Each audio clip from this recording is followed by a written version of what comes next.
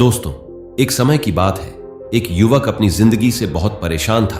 वह हर समय अपने आप को कोसता रहता था कि क्या जिंदगी मिली है मुझे, क्या जीवन है। हर परेशानी मेरे ही साथ है, हर दुख मुझे ही आकर घेर लेता है, हर झंझट मेरे ही सर पर आकर पड़ती है। ऐसे ही तमाम तरह की उलझनों के बारे में सोचता और उदास रहता। एक दिन इसी तरह अपने आप को बैठा हुआ कोस रहा था कि क्या नसीब है मेरी, क्या किस्मत है मेरी, क्या जिंदगी है, कि तभी अचानक एक बाज अपने शिकार को पंजों में दबोचे हुए एक पेड़ पर आकर बैठ जाता है और वहीं पर अपने उस शिकार को खाने लग जाता है। ये परेशान आदमी जब उस बाज को देखता है तो कहने लगता है कि क्या जिंदगी है इसकी, क्या जीवन जी रहा है, मजे का।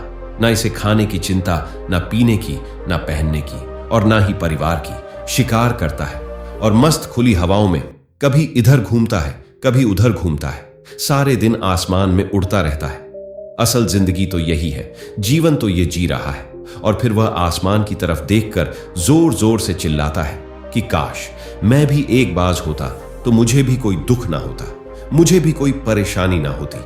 काश मैं भी एक बाज होता। जब वह 5 से 6 बार जोर जोर से चिल्लाता है कि काश मैं भी एक बाज होता तो मुझे भी कोई दुख ना होता, मुझे भी कोई परेशानी ना होती, तो अचानक सामने से उसे एक सिद्ध महात्मा आते दिखाई दिए। पास आकर उन्होंने कहा, क्या सच में तू एक इंसान की जिंदगी नहीं जीना चाहता, तू एक बाज बनना चाहता है? क्या तू सच में ईश्वर द्वारा दी गई अनमोल मनुष्य के जीवन को त्यागना चाहता है? इस बात को सुनकर यह इंसान हैरान रह जाता है। क्यों? कि यह महात्मा कुछ अलग से थे और महात्मा की तरफ देखकर कहता है कि हां, मैं सच में अपनी जिंदगी से बहुत परेशान हूं, क्योंकि हर परेशानी मेरे साथ ही है, हर दुख मुझे ही है, हर तकलीफ मेरे ही साथ है। तो फिर महात्मा बोलते हैं कि हे इंसान, एक बार फिर सोच ले। ईश्वर ने तुझे बड़ी प्यारी जिंदगी दी है, लेकिन अगर फिर भी तू चाहता है कि ईश्वर तुझे बाज बना दे तो मैं तुझे बाज बना दूंगा।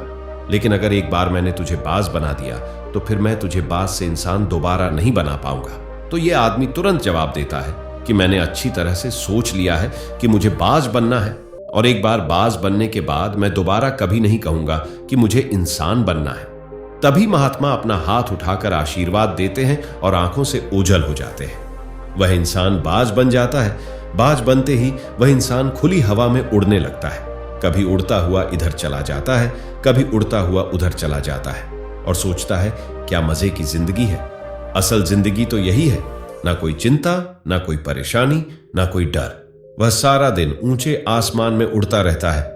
2-3 मिनट पंख मारता है, उसके बाद पंख मारना बंद कर देता है और लंबे समय तक हवाओं में तैरता रहता है। इसी तरह हवाओं में तैरते हुए शाम का समय नजदीक आ जाता है तो वह सोचता है कि मेरे पास रहने का एक ठिकाना भी होना चाहिए, मेरा अपना एक घर होना चाहिए जहां मैं रात में आराम कर सकूं। तो यह सोचकर वह छोटी छोटी लड़कियां इकट्ठा करने लग जाता है और एक ऊंचे पेड़ पर अपना घोंसला बनाने लग जाता है। एक एक लड़कियां इकट्ठा करके वह अपने लिए एक सुंदर सा घोंसला तैयार कर लेता है और रात में उसी में सो जाता है और सोचता है सुबह उठकर शिकार भी करूंगा और सुबह उठकर फिर से मौज मस्ती भी करेंगे, खुली हवाओं में उड़ेंगे। फिर सुबह होते ही वह शिकार की तलाश में निकल पड़ता है। हवाओं में उड़ता रहता है। ऊपर से जाकर देखा है कि कहीं जमीन में मुझे कोई शिकार नजर आए तो मैं तुरंत जाकर उसे दबोच लूं और वहीं पर खा लूं, लेकिन उसे कोई शिकार नजर नहीं आता। काफी समय बीत जाता है। वह लगातार ऊंचाई से शिकार को ढूंढता रहता है, लेकिन उसे कोई शिकार नहीं मिलता। फिर पास ही एक जंगल होता है। ये उस जंगल में चला जाता है, ये सोचकर कि शायद वहां कोई अच्छा सा शिकार मेरे हाथ आ जाए। जंगल के अंदर जाकर भी शिकार को ढूंढता है, लेकिन इसे वहां भी कोई शिकार नहीं मिलता।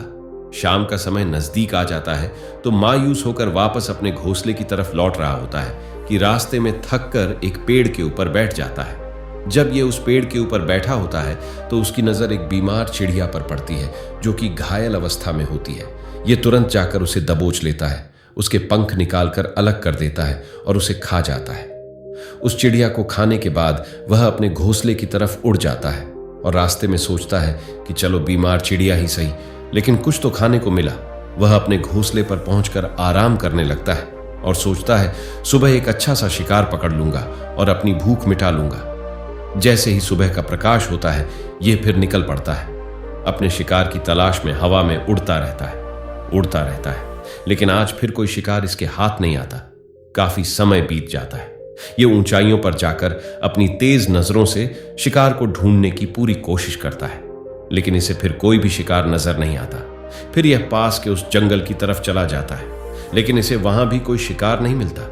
इसी प्रकार पूरे दिन उड़ते उड़ते शाम का समय नजदीक आ जाता है तो यह निराश होकर वापस लौटने लगता है और रास्ते में एक पेड़ पर आकर बैठ जाता है। सोचता है शायद आज फिर कोई बीमार चिड़िया मेरा इंतजार कर रही हो, लेकिन हर बार किस्मत मेहरबान नहीं होती।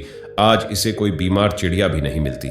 ये थक हार कर वापस अपने घोंसले की तरफ चल पड़ता है और घोंसला पर पहुंचकर भूखा प्यासा ही सो जाता है और सोचता है कल सुबह एक बड़ा सा शिकार पकड़ लूंगा और आज की भूख भी मिटा लूंगा। रात को अपने घोंसले में सोया होता है, गहरी नींद में होता है कि तभी एक भयानक तूफान आता है। इस तूफान की हवा इतनी तेज होती है कि इसके घोंसले को उड़ाकर एक जगह फेंकती है और उसे कहीं दूर दूसरी जगह फेंकती है। तो यह जहां पर गिरता है वहां नीचे एक नोकदार लकड़ी पड़ी होती है जो इसके पंजे में गड़ जाती है और इसे बुरी तरह घायल कर देती है। तूफान के रुकने के बाद बारिश शुरू हो जाती है। तेज बारिश होती रहती है, पर यह किसी तरह से पेड़ों के नीचे छुप कर बैठा रहता है। बड़ी मुश्किल से इसकी रात कटती है। जब सुबह होती है तो बारिश रुक जाती है। बारिश के रुकते ही कुछ कौवे मिलकर इसे परेशान करने लग जाते हैं। इसके ऊपर जाकर इसके घाव में चोंच करने लग जाते हैं। उन्हें भी पता चल जाता है कि यह बाज घायल है और भूख की वजह से कमजोर भी है। यह बाज उनसे बचने के लिए थोड़ा सा उड़ता है और फिर जाकर एक पेड़ पर बैठ जाता है। उनसे पीछा छुड़ाने का प्रयास करता है, लेकिन वह फिर इसके पीछे आ जाते हैं। तो ये फिर उनका थोड़ी दूर चला जाता है, लेकिन वह इसका पीछा नहीं छोड़ते और बार बार इसके पास आकर इसे परेशान करते हैं। कौवे अक्सर बाज के साथ ऐसा करते हैं, लेकिन फिर बाज भी उनके साथ एक खेल खेलता है। जब कौवों का झुंड बाज को परेशान करता है और उनका पीछा नहीं छोड़ता तो बाज हवा में सीधी उड़ान भरने लग जाता है। वह तेजी से सीधा ऊपर की ओर उड़ने लग जाता है। कौवे भी उसके पीछे होते हैं, लेकिन कुछ देर तक उड़ने के बाद कौवे ऐसी ऊंचाई पर पहुंच जाते हैं जहां पर उन्हें ठीक से ऑक्सीजन मिलनी बंद हो जाती है। उनका दम फूटने लग जाता है, उनकी सांस रुकने लग जाती है। तो फिर वह वहां से ऊपर नहीं जा पाए, पर क्योंकि बाज तो बादलों से भी ऊपर उड़ सकता है, इसीलिए वह तो ऊपर चला जाता है। लेकिन कौवे वहां से ऊपर नहीं जा पाए और वह नीचे आने लगते हैं। तो इस तरीके से बाज उनसे अपना पीछा छुड़ा लेता है। लेकिन ऐसा करने के लिए, इतनी ऊंची उड़ान भरने के लिए इस बाज के पास इतनी ताकत नहीं थी, क्योंकि यह भूखा भी था और घायल भी था।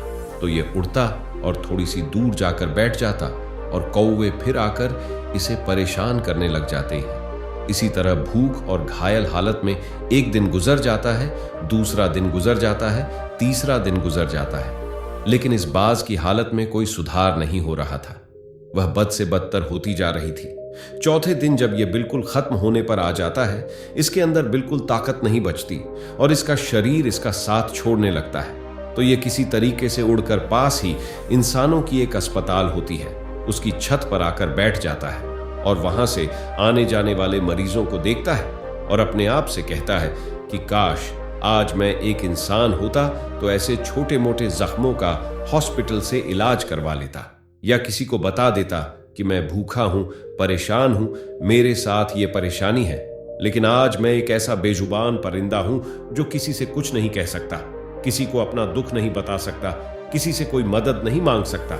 यही बात सोचकर वह उसी छत पर अपना दम तोड़ देता है। वह अपनी जान की कुर्बानी तो दे जाता है, लेकिन साथ ही साथ हमें यह सीख भी दे जाता है कि आपको जैसा बनाया गया है, आप जैसे भी हो उसी में खुश रहो और उसी में बेहतर करने की कोशिश करते रहो, ना कि इस बात से परेशान रहो कि काश मैं ऐसा होता, काश मैं वैसा होता, काश मैं ये बन जाऊं। आपके जैसा भी बनाया गया है, आप उसी में अपना सर्वश्रेष्ठ करने का प्रयास करते रहो। दोस्तों, यह कहानी तो काल्पनिक है, लेकिन हमें जीवन का एक बहुत ही महत्वपूर्ण नियम सीख कर जाती है कि हम जैसे भी हैं अच्छे हैं, बस हमें उसी में अपना सर्वश्रेष्ठ करने का प्रयास करते रहना चाहिए।